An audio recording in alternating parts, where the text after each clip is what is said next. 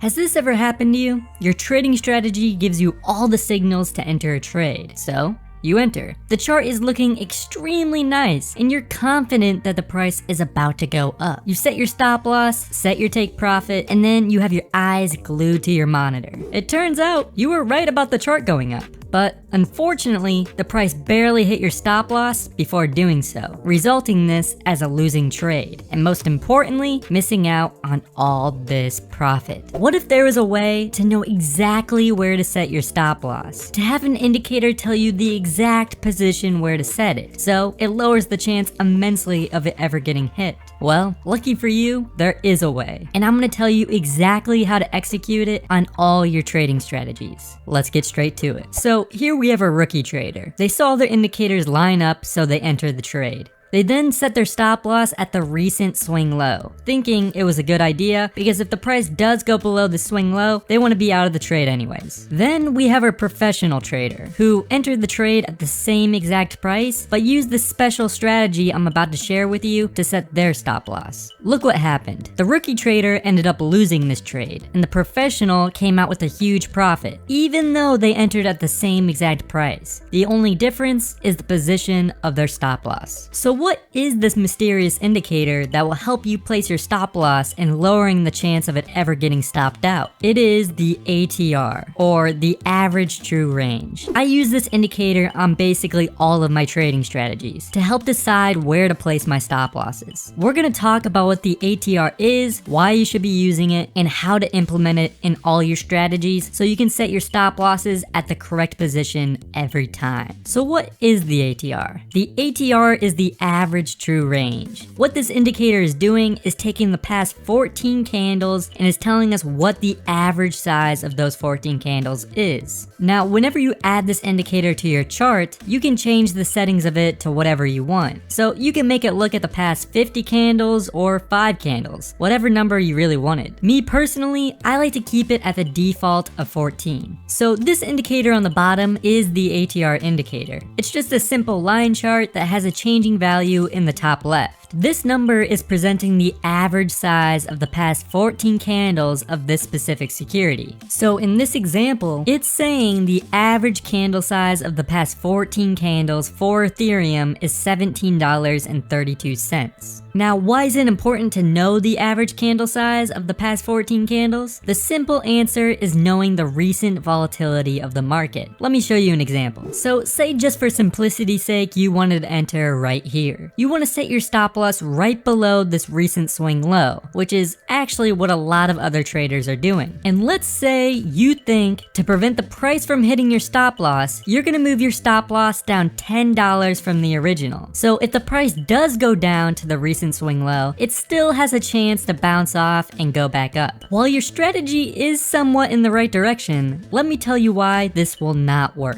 Every crypto, every stock, every currency is gonna have different amounts of volatility. So Bitcoin is gonna move up and down a lot more than a blue chip stock like Apple. You don't wanna be moving your stop loss down the same amount for crypto as you would a blue chip stock, considering they are two completely different markets and have way different price movements. Depending on what you're trading, your stop loss might have to be larger or smaller. Same goes with different time frames. Here you can see the average candle size of the past 14 candles for Bitcoin on the 15-minute time frame is 300. But if we move to the daily time frame, the average candle size is 2800. So this is a perfect example of why you need larger stop losses on higher time frames compared to smaller time frames. You also want your stop losses to be as effective as possible, like this. So let's say we know there's a great probability that the price will fall a lot if it goes below this line. But we also know that we have to take volatility into consideration. So we will say the price can go below this line, the amount of an average candle from the past 14 candles. But we don't want to just guess the average size, because if we do any more than what the actual size is, that's just wasting extra money. We want our stop loss to be as precise as possible. This is where ATR comes into play. First things first, get on your chart platform. I use TradingView, I'll leave a link in the description. Go to the indicators tab and type in ATR for average true range. This will put the ATR on the bottom of your screen. Now, it's also important to note this value in the top top left will change based on where your cursor is. So if you have your cursor in the middle of the chart, it's taking the past 14 candles to the left of that line. So when reading the ATR, make sure your cursor is all the way to the right of the price or off the chart completely. In this example, this number is the average candle size from the past 14 candles for Ethereum. Once you find where you want to place your stop loss, say this recent swing low for example, instead of dropping your stop loss a random amount below that level, you should be taking volatility into consideration. So what you do is take the price of the level of where your stop loss is and subtract it with this ATR value. So in this example, our stop loss level is at 4,339 and our ATR value is at 16.02. So what you do is take the 4,339 and subtract 16.02 from it, giving us 4,322.98.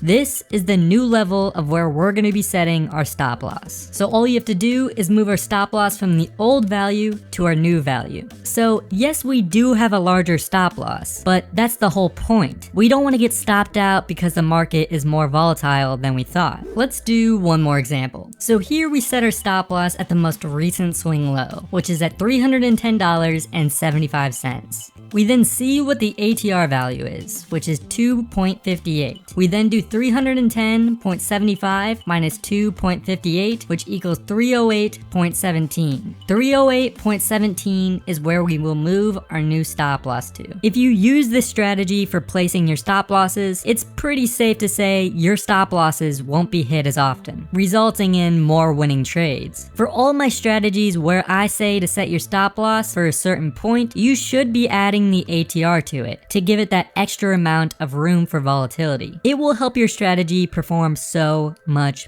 better. Try it with this strategy, where I made 130% return in just 2 months of trading with it. It's a crazy strategy and is insanely powerful. Thanks for watching, and I'll see you guys next time.